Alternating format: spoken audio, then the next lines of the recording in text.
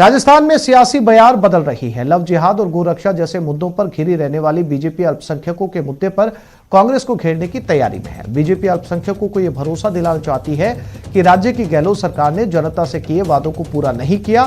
फिलहाल कांग्रेस के परंपरागत वोट बैंक पर बीजेपी की पैनी नजर है। उधर असदुद्दीन ओवैसी की पार्टी भी मुसलमानों के सहारे सूबे में अपना सियासी वजूद तलाशने की कोशिश कर रही है।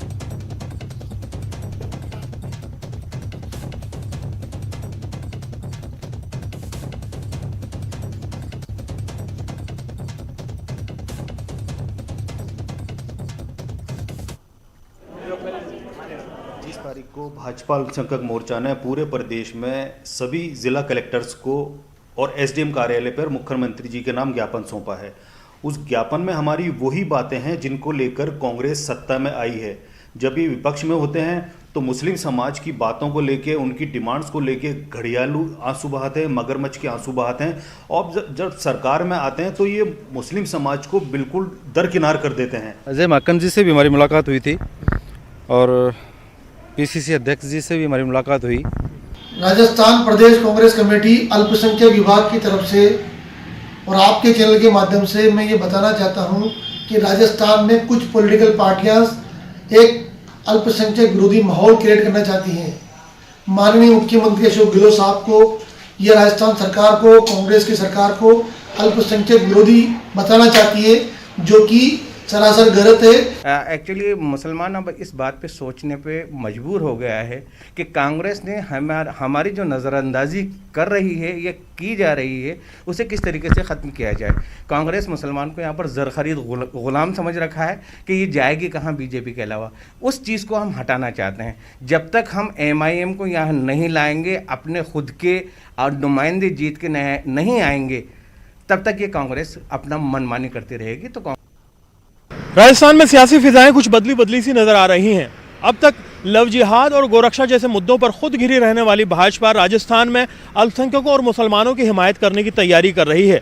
भाजपा राजस्थान में दिसंबर से एक बड़ा आंदोलन चलाएगी, जिसमें 13 अलग अलग मांगों को लेकर के 33 जिलों में राजस्थान सरकार का घेराव किया जाएगा और उन वादों को याद दिलाया जाएगा जो सत्ता में आने से पहले मुसलमानों से किए गए थे।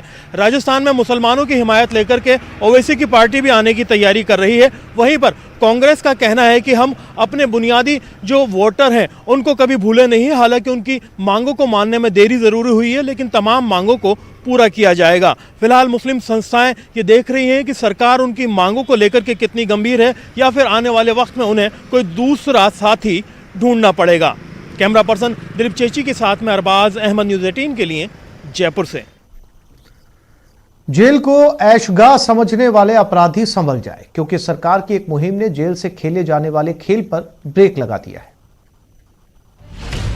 ऑपरेशन ऑन क्राइम ऑफ,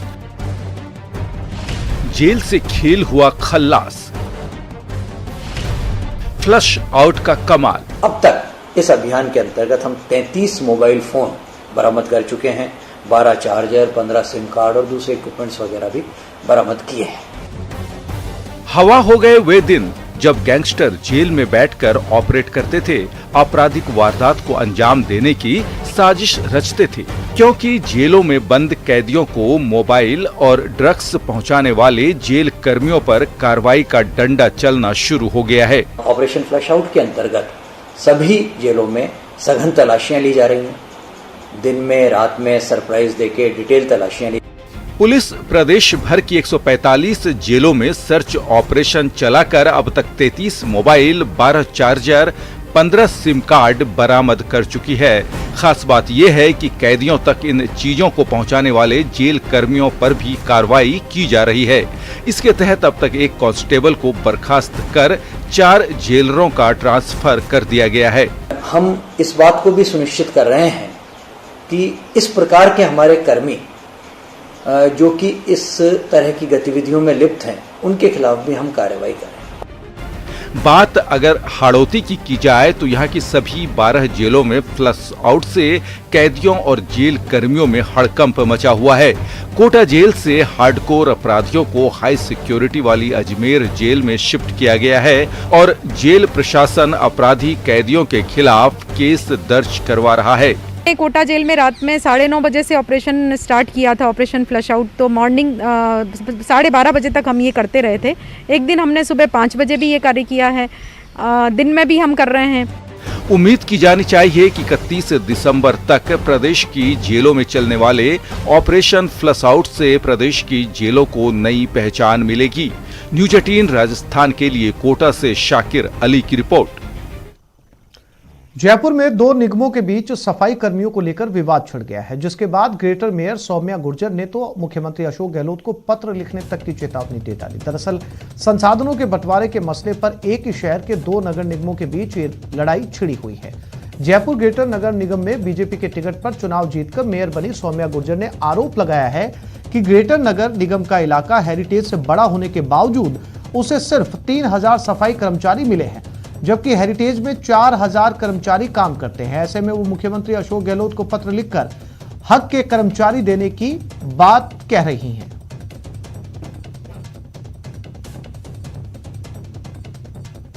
जहाँ तक सिटी कंजेस्टेड है, बहुत ज़्यादा हमारा क्षेत्र ज़्यादा कंजेस्टेड है, जनसंख्या भी हमारे पास ज़्यादा है, तो ऑब्वियसली हमारे पास ज़्यादा होने ही चाहिए।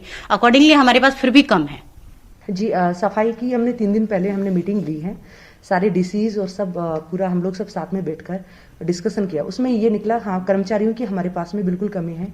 ग्रेटर से हमारा एरिया जो है वो डबल से भी ज़्यादा है, और डबल से ज़्यादा होने के नाते हमें ज़्यादा मिलने चाहिए थे, जबकि ग्रेटर में हमारे पास में 3000 है, हेरिटेज में 4000 सफाई कर्मचारी हैं। तो इसके लिए हम माननीय मुख्यमंत्री महोदय को पत्र लिखेंगे कि कुछ कर्मचारी हमें वापस, हमारे हक के जो कर्मचारी हैं वो हमें दिया जाए। जो बंटवारा है वो बराबर रूप से होना चाहिए। उसके साथ ही जो सफाई कर्मचारियों की जिस तरह की लापरवाही हुई है, उनके खिलाफ हमने एक्शन भी लिया है। झालावाड़ के खानपुर क्षेत्र के बदनखेड़ी गांव में ग्रामीणों ने सड़क की मांग को लेकर वोट बहिष्कार का निर्णय लिया है। रोड नहीं तो वोट नहीं का बैनर लगाकर ग्रामीणों ने जमकर नारेबाजी की। ग्रामीण नेताओं को भी खरी खोटी सुनाकर मुर्दाबाद के नारे लगाए। बुजुर्ग ग्रामीणों ने पीड़ा बयान करते हुए कहा कि देश की आजादी के बाद से अब तक क्या बदनखेड़ी गांव के लोगों के लिए सरकारों के पास बजट नहीं है, जो हम लोग नारकीय जीवन जीने को मजबूर हैं।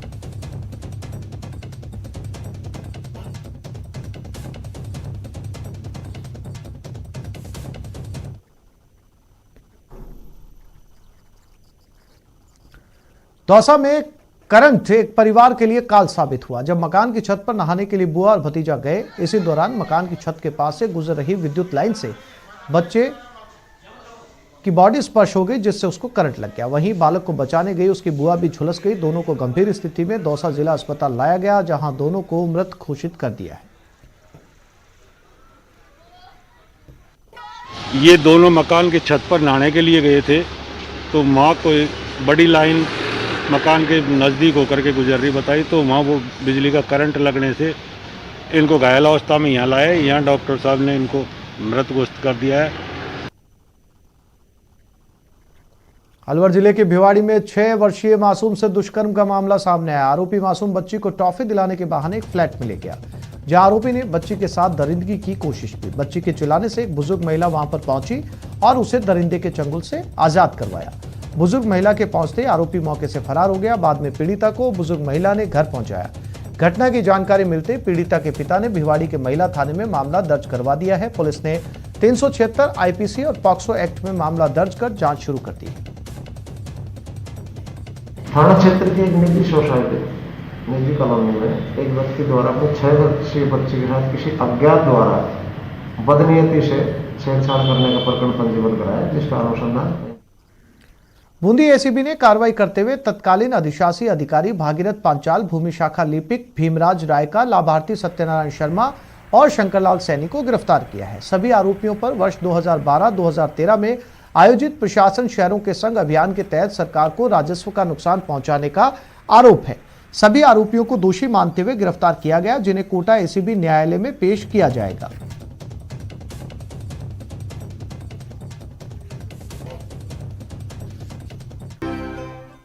और इस वक्त झालावाड़ से बड़ी खबर मिल रही है। सड़क हादसे में 3 लोगों की मौत हो गई। रोडवेज ने बाइक को टक्कर मारी, 2 युवक, 1 बच्चे की दर्दनाक मौत हो गई। खानपुर मेगा हाईवे पर बाघेर घाटी में यह हादसा हुआ है।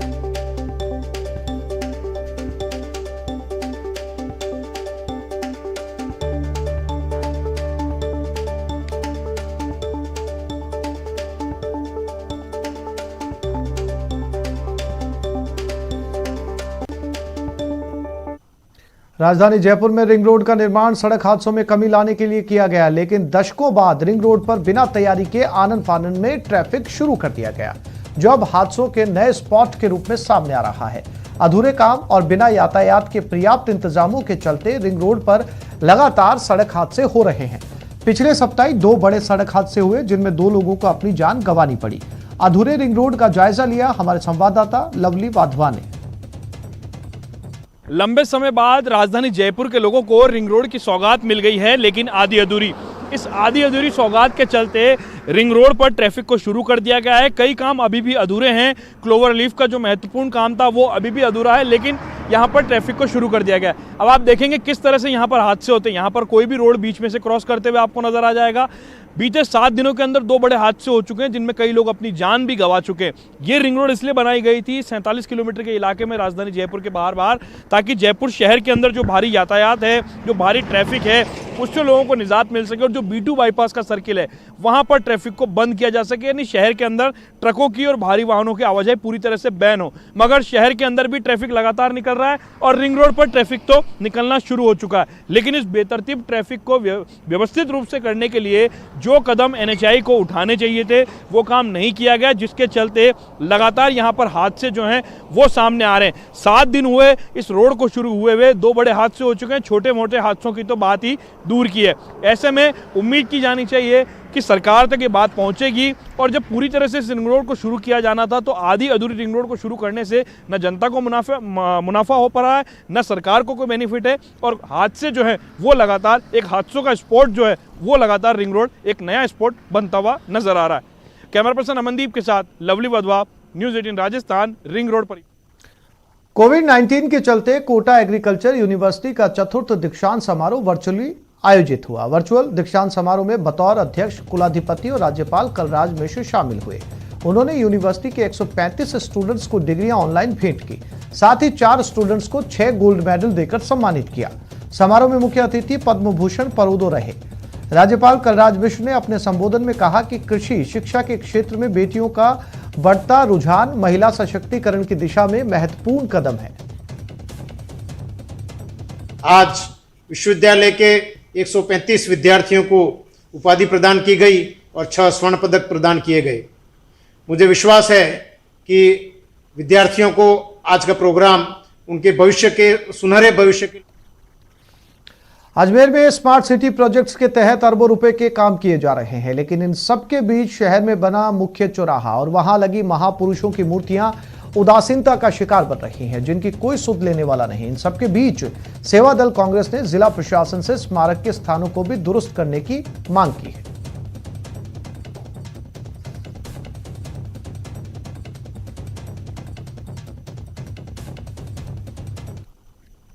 किसी भी महापुरुष को या किसी भी राजनेता को क्या पीछे से माला पहराई जाती है?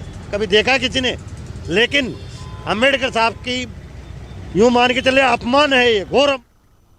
चित्तौड़गढ़ के निम्बाहेड़ा निवासी आसिफ खान ने बॉलीवुड में एंट्री करके कस्बे का नाम रोशन किया। 28 वर्षीय आसिफ खान ने अपने परिजनों से मुंबई जाने की बात कही, लेकिन इनकार करने पर वो 2010 में घर से बिना बताए मुंबई पहुंच गए। वहां होटल में वेटर का काम शुरू किया, लेकिन कोई खास सफलता नहीं मिली। लेकिन 2018 में निर्देशक राजकुमार गुप्ता के फिल्म इंडिया मोस्ट वांटेड में आसिफ को काम मिल गया। उसके बाद उन्होंने कभी पीछे मुड़कर नहीं देखा। जल्द ही पगलेट नाम की फिल्म आने वाली है, जिसमें आसिफ का जबरदस्त अभिनय देखने को मिलेगा। कोर्स अच्छा लगता है, लेकिन क्या है ना, मेरे ड्रीम बहुत छोटे रहे हमेशा से। मेरे ड्रीम मतलब मैं जब छोटा था, असरानी साहब आए थे हमारे यहाँ, दशहरा मेरा लगता है निम्बाहेड़ा में। उनको देखने के मैंने डंडा खाया था पहली बार कि यार मैं उनको जाके छू लूँ एक बार। तो जब वो देखा था ना पहली बार, तो तब से था कि ये मेरा रंगमंच एक दिन मुझे बुलाएं ये लोग। बीकानेर के सादुल स्पोर्ट्स स्कूल में एरो मॉडलिंग शो का आयोजन किया गया। लर्निंग बाय डूइंग सोसाइटी और एरो मॉडलर एसोसिएशन इंडिया के तहत आयोजित इस शो में प्रतिभागियों ने remote control helicopter, remote control aeroplane की उड़ान और विभिन्न प्रकार की एरोबिक्स का प्रदर्शन किया।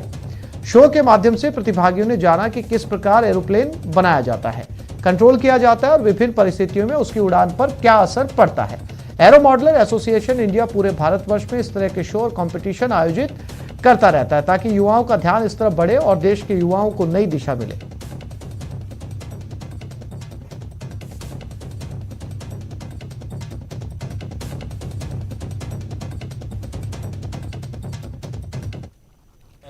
का शो किया गया था, जो कि डॉक्टर हनुमान प्रसाद व्यास जी बीकानेर उनके आग्रह पर एरो मॉडलर एसोसिएशन इंडिया द्वारा किया गया है। आज के टाइम में हम लोगों ने एरो मॉडल में हेलीकॉप्टर उड़ा के उसके साथ तमाम एरोबेटिक्स किए और फिक्स विंग हवाई जहाज उड़ा के उसके साथ में बहुत सारे एरोबेटिक्स किए और बच्चों को बताया कि ये किस तरह से काम करते हैं। साइंस की अलग अलग एक्टिविटी कराते हैं जिसमें एरो मॉडलिंग भी शामिल है। हमने ये जो वाइट वाला प्लेन था, ये वाला प्लेन जो हमने बनाया था ये बीकानेर में, मैसेज ये है कि बच्चों में साइंस के प्रति ज़्यादा जागरूकता हो। एरो मॉडलिंग बच्चे जो सोचते हैं, जैसे ऊपर हवाई जहाज जो रियल में उड़ती देखते हैं, उनमें भी एक जागरूकता होती है कि वो भी अपने हाथ से प्लेन उड़ाएं।